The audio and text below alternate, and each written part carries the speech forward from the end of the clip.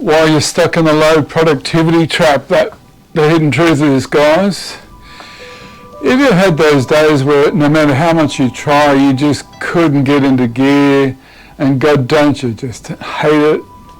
The to-do list just stares at us. You scroll, you delay, you beat yourself up, and you don't move forward. Here's a hidden truth. Low productivity isn't always about laziness, discipline, or a lack of ambition. Often, it's rooted in something deeper, something most men never consider. And if you don't understand, you'll stay stuck in the same cycle of frustration and self-sabotage. So today I want to break this down into a few spaces so that you can become more productive. I want to break this down, not just so you can be more productive, but so you can feel more alive, more driven, and more connected to your purpose. What is your passion and purpose? Let's be real, there's a lot of productivity advice around, wake up at 5 a.m, do the cold plunge or the cold shower, use this or that time blocking app, etc., etc. Yes, these things can help, but do you ever notice how sometimes even when you follow these tips, nothing changes, you still procrastinate, you still feel drained. You still can't get yourself to do what you know you need to do. That's because our productivity is rarely just a surface problem. The real obstacle is what's happening underneath in our psyches, and we men we're getting there, we're learning. You're carrying mental clutter, unresolved thoughts can drain our energy.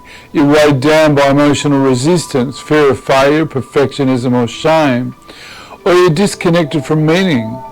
So no matter how much you try and optimize your day, it can just feel empty. Your life can feel empty. That's the hidden truth. Low productivity is not about time management, it's about energy management. Emotional energy, mental energy, and purpose energy. I want you to think about it like this. Imagine your mind is like a computer or a smartphone. On the computer, how many tabs you got open? But today, let's use the phone as an example. You've got 30 apps running in the background on your phone, notifications, pinging, and the battery is low because you never charged it properly. It doesn't matter how. It doesn't matter if you swipe faster or you get a nice case. The phone's still going to lag. Why is it lagging? Because of all the apps that are open in the background. So when you try to hack productivity without addressing what's draining you from the inside, there's your problem. Now, from a personal perspective, I've always had lots of tabs open, and life can feel like I'm drowning with unfinished. My desk used to be covered with mental health care plans needing treatment letters I need to write to GPs.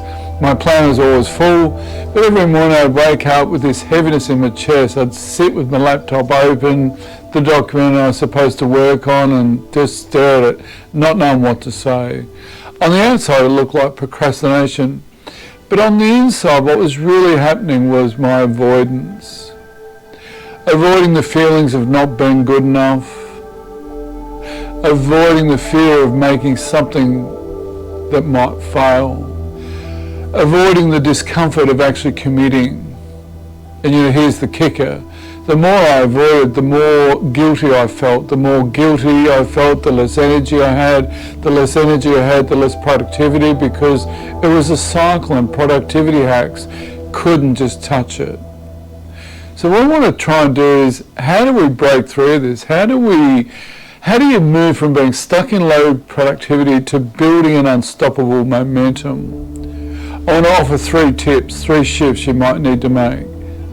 Can you please, first one, shift from time management to energy management. Instead of asking, how do you manage those hours better, ask, what's draining me emotionally? What's clouding my focus? Maybe it's some unresolved conversations. Maybe it's perfectionism whispering in your ear, you're not good enough, you know that one. Maybe you're working on things that don't matter to you. I want you to try and identify the leaks and your energy may naturally return.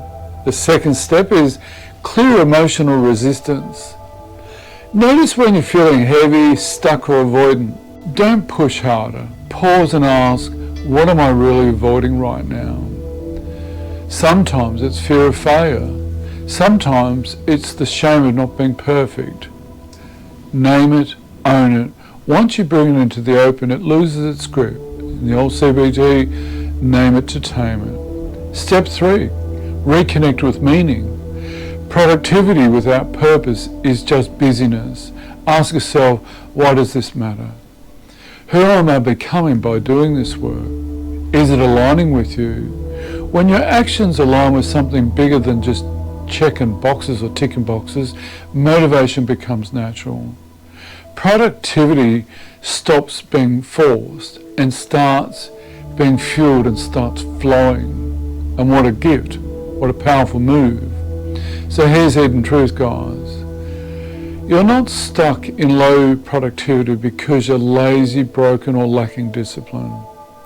You're stuck because you've been trying to fight a surface battle when the real fight is happening underneath deep down in our psyches, physically, mentally, emotionally, spiritually. Productivity isn't about grinding harder. It's about clearing the weight inside you, reclaiming your energy and aligning your actions with what actually matters. If you can shift that, productivity won't be something you chase. It'll be who you are naturally. Next time when you sit down to work, you won't be just ticking boxes. You'll be building momentum, building confidence, and building a life that feels alive. The invitation in this channel is to look a little bit deeper than just our thinking over analytical brain. When we're overthinking, overanalyzing, man, do we have so many tabs open or so many apps open that are draining our batteries. The more we develop insight and awareness at a deeper level, we can start asking those deeper questions. Start connecting to our essence and our purpose. And when we find our purpose and it aligns with what we do, productivity is going to flow. Yeah, the cold showers will still help, all the productivities will help. But that's at a physical level and a mental level. How do we go deeper? Develop the insight and awareness. Be gentle and enjoy.